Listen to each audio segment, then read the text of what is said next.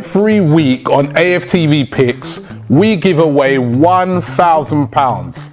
And all you've got to do is enter our free-to-play competition and go head-to-head with me, win it, and this could be yours. Get involved right now, click the link in the description, and you can play, and it's absolutely free. All you have to do is be over 18 and have some decent football knowledge. So what are you waiting for? Get involved now and you can win yourself £1,000. Hi and welcome to AFTV and welcome to the pre-match build-up show. I know, you're right. It's the only thing I have to do and I messed up already. Cecil Jee and James, as you can see. What am I doing? You're right, Cecil.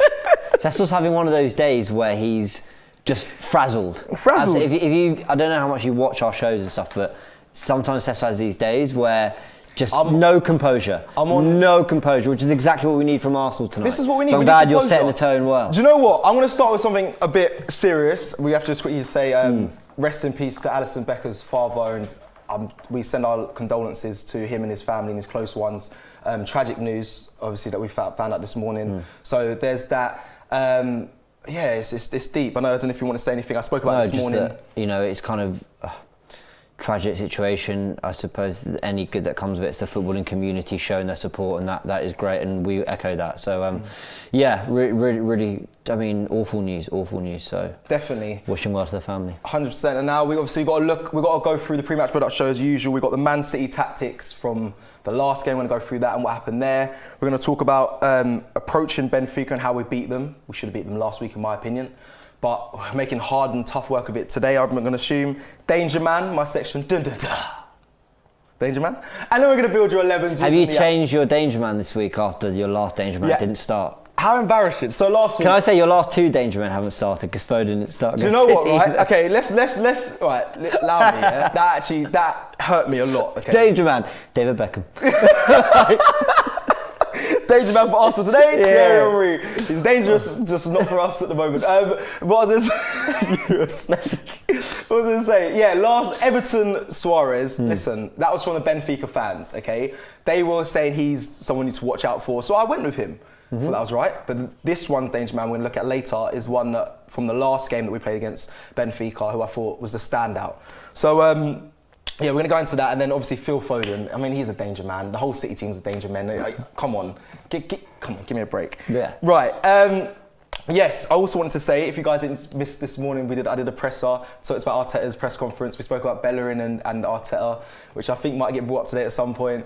And yeah, it was a very... Not by me. I'm not talking about this. This is between you and others. All right. Well, let's go back. Let's go back to the Man City tactics. Yeah. And look at that game, which I was very angry at, I must say. I don't know. I've calmed down since, but I was also very let down by the team. I don't ever like to see us play a home game and have one shot on target. I don't care where we are. I don't care who we're playing against.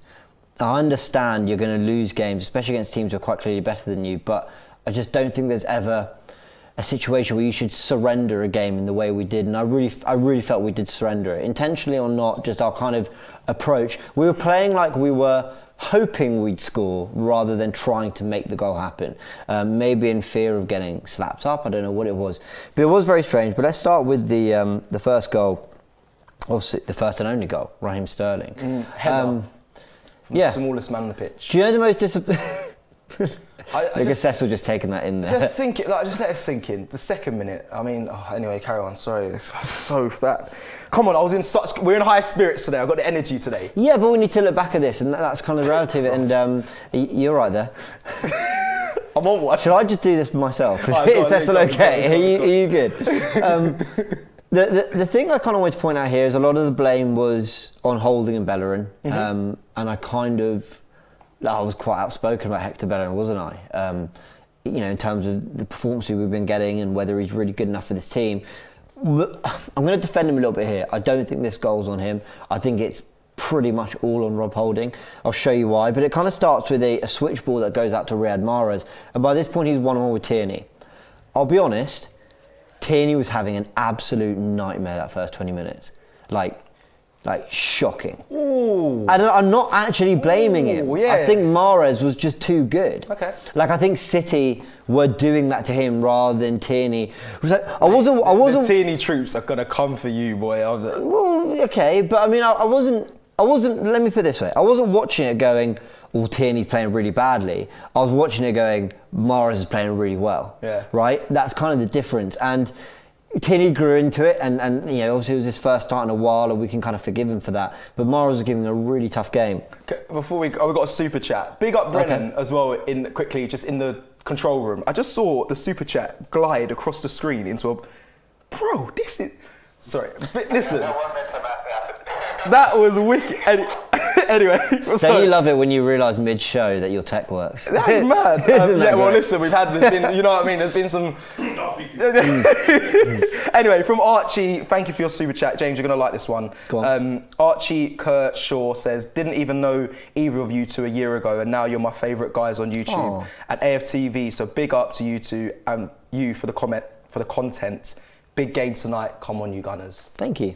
I really appreciate that. How long has it been? 4 months, I think? 4 months. It was just 4 months of me showing you dots on a screen, and I'm still around, so that's good. And me just doing the madness. Big up Archie. Thank you for that. Appreciate that. Right, let's break down what happened. Yeah. So as I said, Mahrez for that first 20 minutes, in the same way Saka had Alioski, you know, Mahrez had Tierney in his, he not in his pocket, that's not the term, but gave him an absolute nightmare. And it shows in this goal now. Bernardo Silva, I think, makes this, it's not really noticeable at first, but I think Bernardo Silva makes this difficult for Holding and Bellerin, because Mari is kind of doing the right thing. He's getting back into position to cover. Holding and Bellerin are getting back.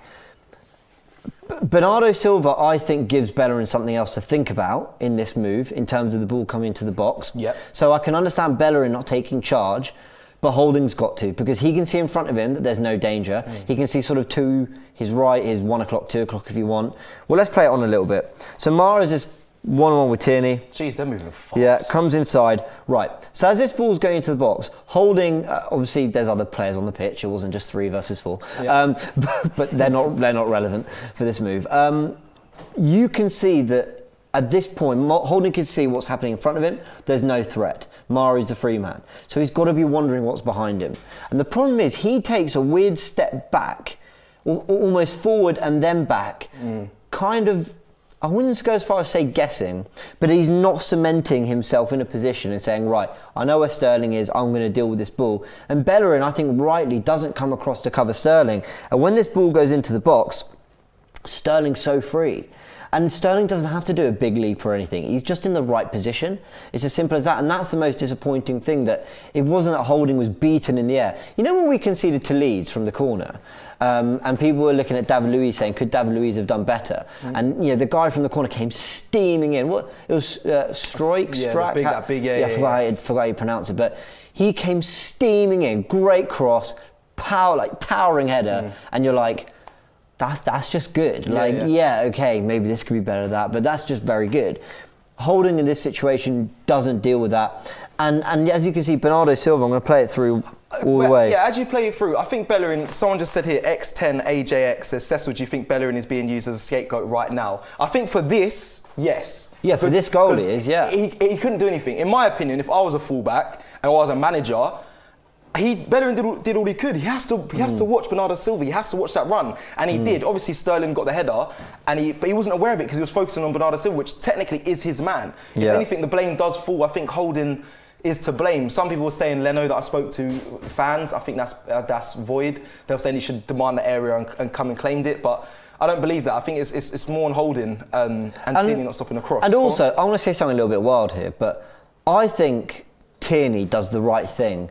Not necessarily allowing Mahrez to cross the ball, but forcing him to cross it that way. Because there were a few incidences in the game where Mahrez was 1-on-1 with Tierney and there was an overlap, and they're much harder to defend, the kind of low bullet cross into the box. And you kind of got to be on your feet, and you kind of got to, it can bounce off you, go in, it's difficult, it's nasty. If I just sort of show it here, we're talking about this kind of pass there, right? And then it comes across the box. Yeah. They're horrible to deal with. So I'm actually quite glad that Tierney has forced Mahrez to put that ball into the box. And I said on this show, before the City game, I'd be happy for him to do that. Put it in the box, because I trust my centre-backs to deal with it in the air. Evidently, I was wrong. Yeah, evidently, that was wrong. You shouldn't be wrong to think that. It's Sterling. I shouldn't be wrong to think that. Do you know what I mean? It wasn't Erling Haaland in the box, or even Chris Wood, like Burnley striker, who's very good with his head. Yeah. Sterling scores some goals with his head, but he's not. 1 or 2 a season max. Should have been dealt with. Yeah. Bijou Texera says in a super chat, thank you, bro. We have. Oh, it just disappeared. Oh no, it didn't. We have to score first today. Only 2 wins this season after conceding first. Rapid Vienna and Southampton, terrible. Come on, you Gunners, start Partey. I think that's very true, and we're going to talk about it in a sec. The other thing that really surprised me about the way we approached the City game, and we spoke about it in better detail before, was the fact that Pepe and Saka were playing on the opposite wings to where they've been playing so well recently. You were big on this. Yeah. You were big on this. And you're right. The rest of the stuff, I can understand. Like, don't get me wrong, I wouldn't have changed both centre-backs, but at the same time, holding Mari in their Mari's limited performances and holding when he's played, have ultimately had good seasons. Xhaka and El Neni, yes, no, not my favourite, but I kind of get it. Bellerin over Cedric, I'd rather Cedric, but I kind of get it. Like, those things don't insult me or Arsenal fans in the way that I felt swapping Saka and Pepe did, because we have watched Pepe struggle for well over a year and a half in his Arsenal career as a right winger. He's not really been cutting it out there. Goes on the left, is kind of reinvigorated in that position, scores some goals, and then he's back on the right in a game like this. And I'm thinking that's really strange, especially when it comes to City, who are very good, as we said, at forming a defensive barrier in front of the 2 centre-backs and not really allowing you much opportunity to create, actually. And then Saka's been scoring goals. We've seen his numbers for goals and assists on the right, and he goes out to the left. So that's really strange. But the other thing I found weird wasn't just the formation and the 11 and the kind of basic position of the players. It was also how they were instructed to play. With Nicolas Pepe coming, I felt really far wide. We've seen him do that a lot with Bellerin coming inside. We've seen that. But the other thing was that we had Aubameyang pulling off into wider areas with almost like Odegaard and Saka in central areas there. So you had this sort of, I'm sort of trying to draw it out here, this almost your defensive 2 with Saka picking it up in 10 positions, which isn't what he's been doing so well. We scored against Benfica from a long ball from Ceballos. We did a similar thing, I can't remember if we scored from it, but there's a similar move against West Brom, a similar move against Wolves. They didn't necessarily lead to goals, but that ball over the top that Saka's been so good at running onto. And I'm just so surprised that we decided to go away from that when it felt like an obvious weapon of ours to try and exploit City's frailties at the back. Albeit they've been good at the back this season, but they still haven't. So I was just surprised. And Aubameyang, who we know hasn't been causing as many problems on the left as he was last season, he's now having to pull off into those wider areas. And again, it just didn't work tactically. I also wanted to talk about how we sort of seemed to man mark them out the back. Whenever they had a goal kick, you sometimes found Bernardo Silva picking up the ball there, and Mari was with him. And then you had almost Holding, El Neni. We went for this sort of man-marking system, which for me didn't work either. I've not obviously completely depicted it here, but that was another really particular change that Arteta decided to adopt in the couple days before in training. Seems strange. I'm surprised he didn't go for something a little safer, something that we've seen work in recent weeks, and instead he tried to do something a bit more tactically, I don't know, deeper if you like. He did, and I feel like Aubameyang, in that game, he had a poor game. He was weak on the ball, weak off the ball. So I feel like a lot of things can change. Bringing in Lacazette, holding up the play, bringing in other players, that can change the whole dynamic. My 11's been posted everywhere.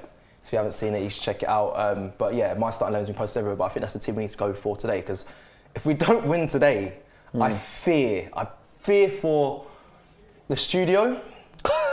I fear for the fan base and their mental health. I fear for the studio. I do. We got some hotheads in today. You know how it goes. Yeah. I fear for Arteta, and I just fear, especially after today. Speaking to the fans as well this morning, it's a win. It's a win or bust. Is it? I had a super chat pop up. It was basically on the last section that we was on about the goal. I'm just going to quickly just read it out from here. Sorry, we've moved on now, but I want to quickly just it's from Daniel Banwu. I think the cross was very hard to defend. It was somewhat similar to the goal City scored against I don't know if I'm getting caught out here, so I'm going to leave that. Yesterday, winning tonight. Gladbach. Yes. Yeah. There you go. I actually haven't seen those goals. He put B mock, so that makes sense. Yesterday, we're winning tonight. Come on, you Gunners. I hope so. That's the energy we need. It is difficult to defend, but no. Sorry. It was a good ball. It was a good He's ball. hit that area that Leno doesn't feel comfortable to claim. Holding can't really see it. I get it, but come on, no, Holding should do better. When there's one man in the box, and I know I just said Bernardo Silva makes that run to the back post, I hear that. But there's one for the centre-backs to deal with. Yeah, it's poor. It's poor. Before we move on, KD, a regular, thank you. But the super chat says, JNC or Jen Cecil, do you think we have enough players who are technically strong to keep the ball and pass the ball against teams who have good press? Thoughts? I mean, we can... Not enough, maybe not at the acquired level. I think they are in the squad, yeah, but I don't think we necessarily utilise that to the best of our ability sometimes. Yeah, I don't think to be a top 2, top 3 team, probably not right now, but depends on what you're asking for. For tonight, Benfica do a high press, we can beat them. I think Leeds did a high press, we outplayed it. We have the players to do it. It just depends on what level and how. Yeah, it depends on what. I think we've got a manager to coach out of that as well. I think we've got a manager who can coach us how to play out the back in that way. Yeah. And be composed. But what you just said leads me really nicely onto this next thing. Yes. Let's talk about Benfica, because you said they play on the press. You're right. But what shocked us last week was that they just didn't. They didn't. They sat back. They had very much. Oh yeah, that's true. Actually. Your deeper trio. Super chats. Flying in. Oh, good. Do you want to take one quick? Yeah, quite a few. Oh, thank you, James. Appreciate that. Sorry to cut your analysis. So, Madhav Ramesh says, if things don't, I assume he wants to say go there. Things don't go our way in the first half, and Martinelli doesn't come on. I got to say that I'm seriously starting to doubt Mikel. Nonetheless, come on, you Gunners. Declan Charlton says, what are your predictions for tonight? Bijou Tech 0 again with a super chat. It's like if James beat Cecil in a header, unexcusable. That fair. I love when people make you look at things another way. When we spoke about, I don't know, I think it was a player that got dropped, come on at sub for Chelsea and then come off. It's like us being on the watch long and then taking off at half time. That is a good point. It's like James beat me in the air. I credit myself and beating. It would be like Cecil losing Now's Your Touch challenge to me. So the way Benfica play, approaching Benfica, we're gonna move on swiftly. Jason, the cameraman's having a little giggle. We're just going to move on quickly. Yeah, you're right. That would be really embarrassing. Doesn't happen, really, in my opinion. Yeah, that'd be. That's why it's on the app. That'd be absolutely, yeah. I'm joking. Please do not tonight. I want. Okay, cool. Well, let's go forward on to approaching Benfica. So these are the players. And James, what are you going to break down for us now? What have we got to look at? What are we expecting? It feels like every time we sit here and talk about how can we beat the other team, we're always saying, down the wings. That's where they're exposed. And I kind of think that's a figure of modern football a little bit, because full-backs are always getting high up the pitch, or wing-backs are always getting high up the pitch. So there's a natural space to exploit. And then the other thing is it's what we do best. We are best at exploiting those angles. We did it very well with Aubameyang a lot of last season. We've done it very well with Saka this season. When Pepe's been on the left, we've done that quite well. And so it feels like that's a natural way to look at it. But when we were playing, or when we thought we were going to play against a high press Benfica, I think we thought, that does make sense, especially if their full-backs, wing-backs, whatever, get so high up the pitch, then that feels right to me. You would have thought that with Otamendi and Vertonghen lacking a bit of pace in their latter years, that going more central would help with Aubameyang. And there were moments where we got in behind centrally. Not too often, but Odegaard has that kind of magic touch, that magic pass, and Aubameyang's very good at that run.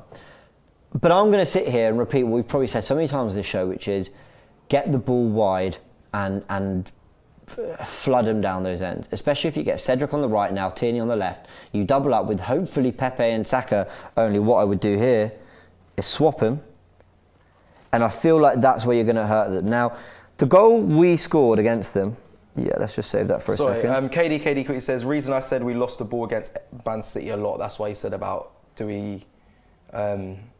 about keeping the ball. Do we have the players keep the ball? He said because we lost it a lot against Man City. Just quickly, I think City are just too good. Yeah, like I wouldn't put that on us. There we go. And they keep the ball for long periods of time. That's the reason why. But yeah, okay. So you're saying use the whip to beat them here? I think be direct. Most teams, yeah. Be direct. There'll be a time where their fullbacks, Grimaldo, Goncalves, I think that's how you pronounce it, Gonçalves, when they're pressing, there'll be moments where they press. They'll be quite out of position, and you target them. Now, we're going to show this goal that we showed in the pre-match build-up show before the City game to sort of look at what we did quite well against them. I've edited the Aubameyang movement, so it doesn't look quite as bad as it did last time. The ball the ball just doing its own thing. Yeah. Just the ghost of the past just coming in there. But there were areas that I thought we exploited really well on this goal alone, and hopefully it will show you where you could pick off a back three in terms of exploiting the spaces that are very difficult for a Vertonghen or a Verissimo as the right centre back to cover without feeling like they're almost vacating their centre back duties. You've got, that's a circle, I don't want to do that. They're on hot. It is boiling in here, so hot. Thank you for that analysis, Cecil. It's really insightful stuff there. But carry on. Just want to let everyone watching know, it is roasting. I'm okay. Which is Thanks a for good asking, thing. though. So there's Saka's run, and Sabah's picks him out immediately, and then there's also in between centre back and right back. You're going to notice in this space here as well. Actually, let's right. If I play the goal through, Sabah's plays that ball over the top to Saka, and he has gone into that channel where Grimaldo's caught up the pitch, and he's now one-on-one with their left centre-back. Yeah. Where that makes it really difficult for Benfica is you've got the two centre-backs, so watching the runs of Smith Rowe and Aubameyang, and Goncalves, the other right wing-back, is having to get back quickly. Now, what's brilliant of Cedric is that he recognises there's a chance for an overlap here. Saka tries to do his thing. It's cut across, bit of pinball. Oh, I thought I'd fix the graphic. Turns out I hadn't fixed the graphic. My bad. When it falls to Odegaard, he has found that space again where the centre-backs, to put it bluntly, they're panicking at this point. It's all panic stations. Get in front of the ball, protect your box. But the right wing-back isn't thinking like a right-back, right? Because they've had to charge all the way back. They're just worried about getting in position. Who's he marking? Is he meant to mark Smith Rowe, Aubameyang? But Cedric spots the overlap, and in he goes, and we equalise. And the thing that I love about it was we exploited, as I just mentioned, this area to get in behind the first time, but when we recycle possession, we had to start again. We exploited this area again, more in particular. If I just go, where's it gone? Oh God, where's it gone? Here we go. More in particular, this area between kind of centre back and full back. That for me seems like the obvious way to try and get in behind them, because what we do best, and it's what a back three typically forces you to do. Yeah, I think that's Arteta's, when people say trust the process, I think this is what he's trying to implement the most, is this sort of play down between the full-back and centre-back, cut it across. Man City do it really well. I mean, you can watch it week in, week out, they do it very well. I think something that Arteta took from Pep, or sees that's the way the game's going, is utilise your full-backs and your wide players to get the goals. That is that's what we need. I actually think, looking at it today, with the 11 I chose, obviously I had Cedric and Tierney in. They're both very attack-minded. With them and the likes of Saka, I'd say Odegaard and Smith Rowe, if they were in the free.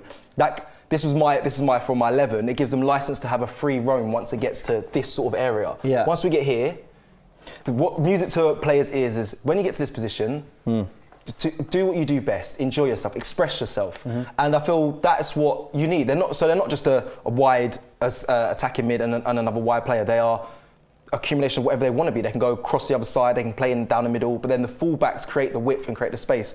But we can do that, right? We can do that because what you're talking about is having Tierney and Bellerin or Cedric. You've gone for Cedric, but basically the right and left back getting really high up the pitch. Yep. But we can have that simply because what I've been noticing recently in our teams is almost that like a barrier of four will sit deep. Like Xhaka Do you remember when we showed the Leeds goal we scored? Where it was complete carnage and everyone ended up near the box and Bellerin scored in the end. Oh yeah. Everyone flooded forward, yeah. Yeah, but Xhaka wasn't there. And I just wonder whether, and by the way, I've criticised that before. I've said I want to see Xhaka getting forward more because he's got a really good left foot. But what's fascinating about that is you can almost be quite brave in saying, Bellerin, Tierney, get up the pitch. Yep. Saka, Pepe. Bring them tight in, yep. Get close.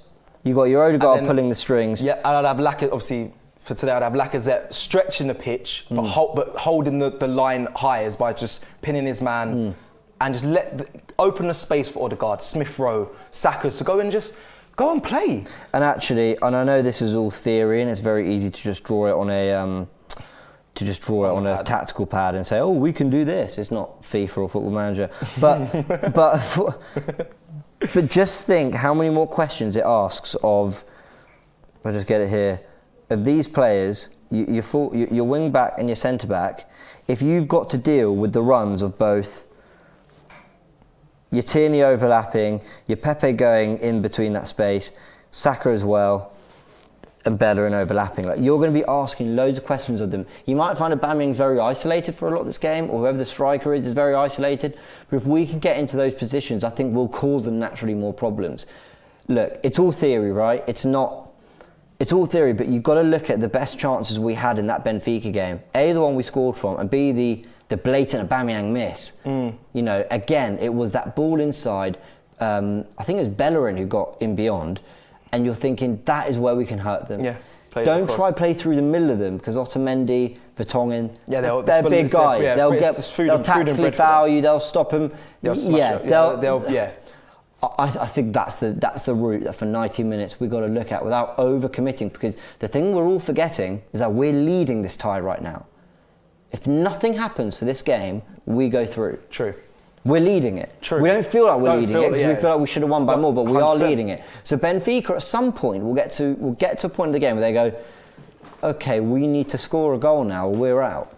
And that's where it gets really interesting, whether we sit back or we notice that there's an opportunity to pick them off. I think we've got to make a fast start, score early goals, otherwise it could get very, very nervy. Could be very, very sticky, I must say. Okay, right, now it's time for dun, dun, dun, dun, dun, dun, dun, dun, dun. I'm not talking to you. Danger Man, background music. James loves it. So, Danger Man, do you know what it was? I watched Ant and Dec's Saturday Night Takeout, random, I know, it's what we do here. Don't take things too serious, but they have this little thing where they go dun, dun, dun, like that. It's all I like that. Brennan, people in the back, I need to make that happen. So anyway. What, like a dance? Not like a dance, but like they have a music that goes dun. I'm not dancing. Yeah, but we should, our heads are... I'm not. Our head are, they're synchronised, so like it is a bit of choreography, just head at the same time. Dun. I'm not moving my head at the same time, no. You don't want to do that? I'm not doing synchronised They would love that, James. This isn't the Olympics. They would love that. For the fans, they would love that. Just me and you. I'm not sure the fans would love that. Okay, well, it's Danger Man time. That's a shame. Let us know in the comments if you want to see us. They will love it. I'm telling you. Bob. I'm telling you, they will love it. I've spoken. Danger Man. Anyway, so Danger Man. My Danger Man today is really sad because I can't actually pronounce his name too well. So I'm gonna say Julian. Julian Weigl. Weigl. I think it's Weigl. Please let us know in the comment section. You're very good at this name stuff. Very good at names. Wow. Julian Weigl. Okay, cool. So this is my Danger Man today. This is basically based off our last game because last time we played Benfica, as James clearly mentioned at the beginning of the show, very embarrassing. Danger Man was Everton Suarez.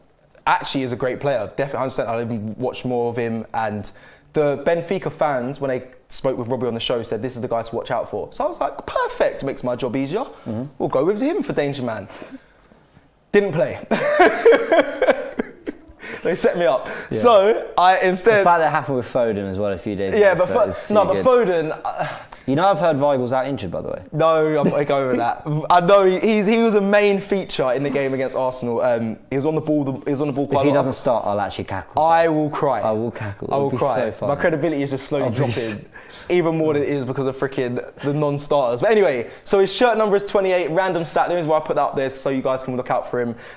Position centre mid. I think he plays quite defensively, but he's the middle of the. Yeah, he's like so at Dortmund he came up as kind of like a very classy defensive midfielder.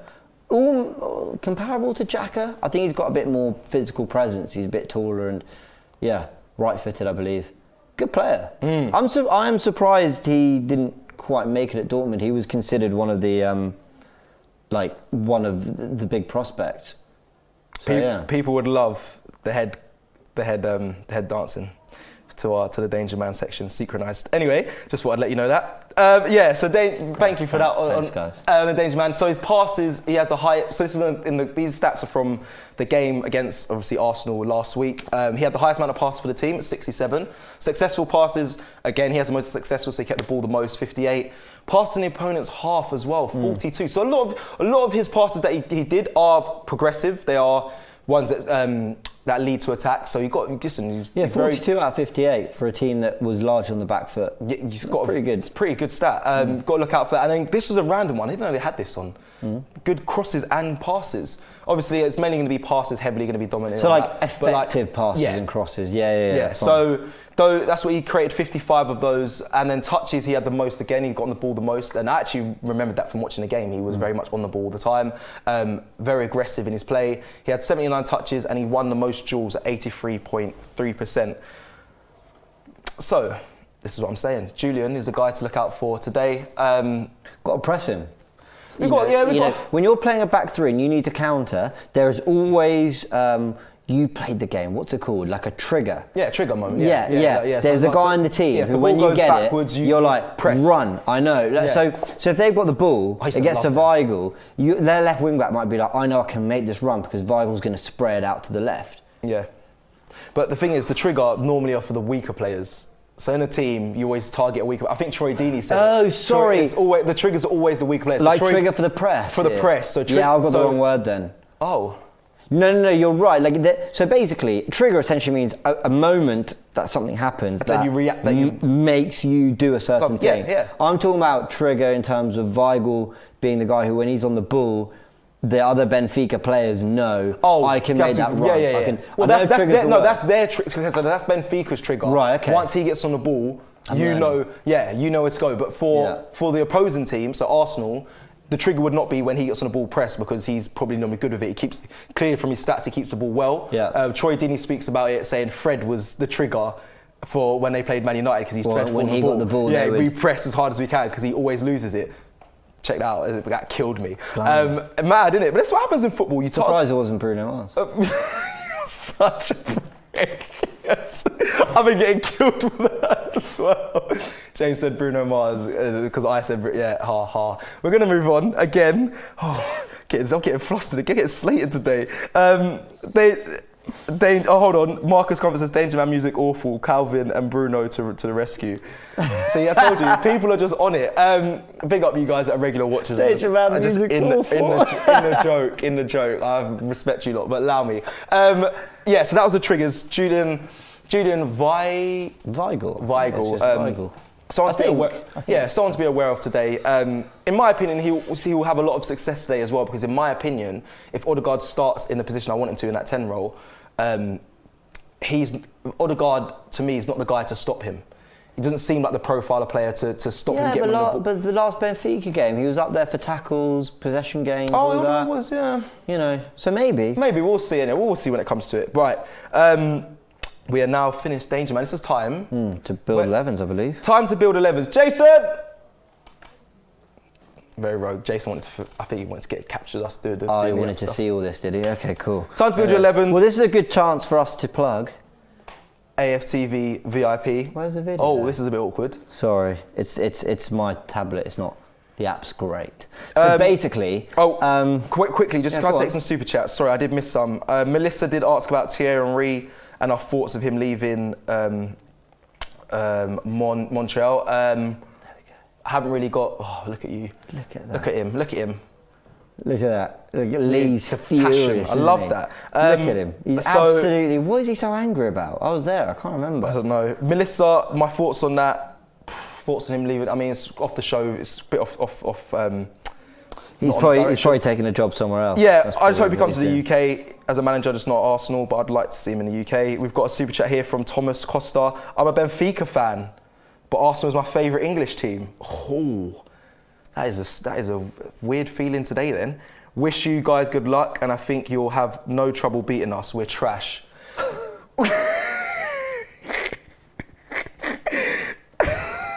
Thomas. You just know we're getting knocked out. You're a great fan to Benfica. I that. can't believe you come on here. So that's great. Make sure you stay for the watch log and send that in as well, because I'm sure Robbie would like to read that. The thing that hurts me the most is we drew last week. So I'm laughing like, you think you're trash, but we can't beat you yet. Hopefully today's the day. And we're all worried. Like, Arsenal fans are bricking it for tonight. Bro, there's so much tension right now because of this game. Nick, oh my God, I'm so sorry, team. Nick says, the team are coming up. Here we go. Nick Goulart says, hope all is well, boys. Hope. How do you see Mikel bringing this team forward, over left or through the middle? Could be what sees us buying a new striker or winger.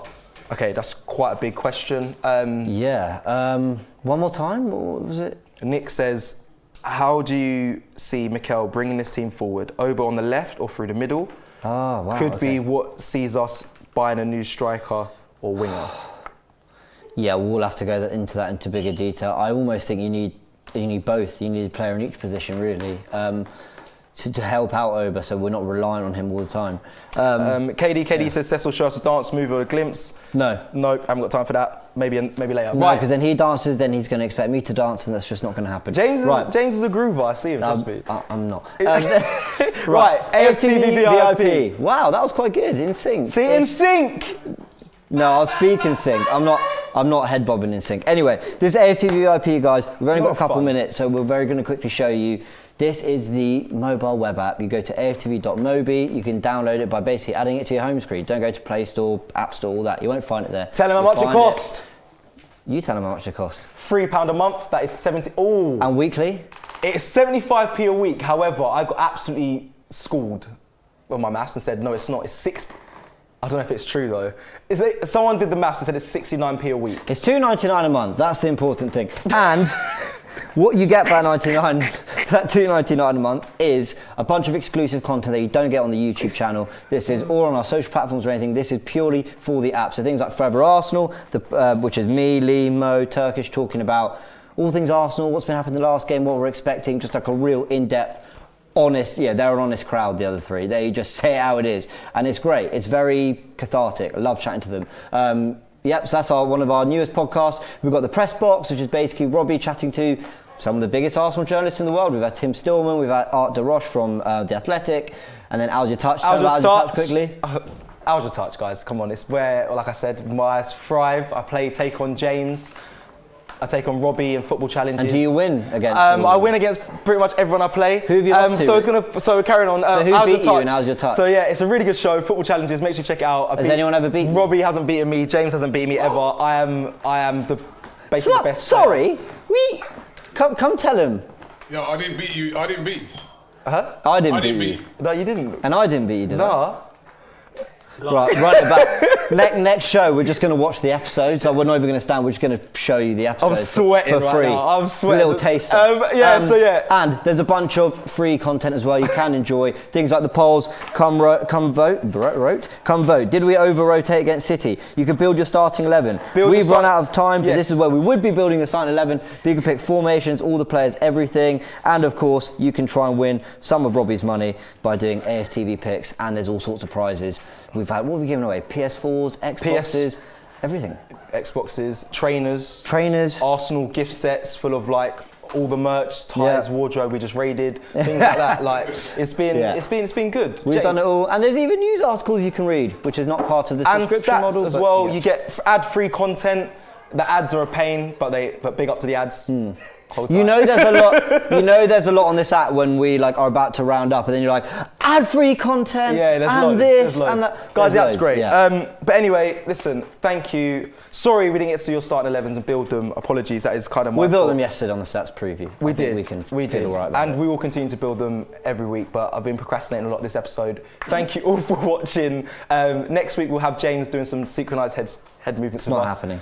Thank you for watching. Stay tuned for the Starting 11 show and the watch along, aftermath show and fan cams. We'll see you very soon. And come on, you Gunners. Background music, fade in.